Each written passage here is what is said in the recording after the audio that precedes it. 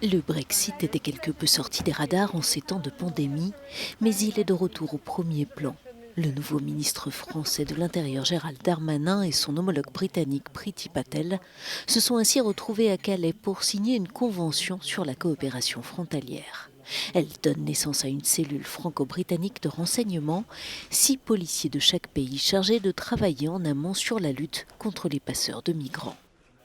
Le gouvernement britannique a aussi dévoilé un plan de plus de 700 millions de livres pour adapter les frontières du pays à la sortie de l'Union douanière européenne. De nouveaux postes de contrôle seront créés et du personnel recruté. Nous devons améliorer nos frontières pour faciliter le commerce, explique le ministre Michael Gove. Nous voulons aussi des frontières résistantes et sûres face au crime organisé et à d'autres menaces sécuritaires.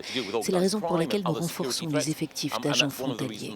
La technologie dans laquelle nous investissons aujourd'hui facilitera les choses à ceux qui font du commerce et nous permettra de tenir notre promesse d'une reprise du contrôle, ce pourquoi les gens ont voté.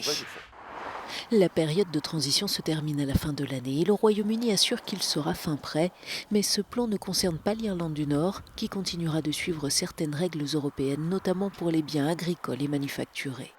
Le Royaume-Uni et l'Union européenne tentent toujours de trouver un accord sur leurs futures relations commerciales.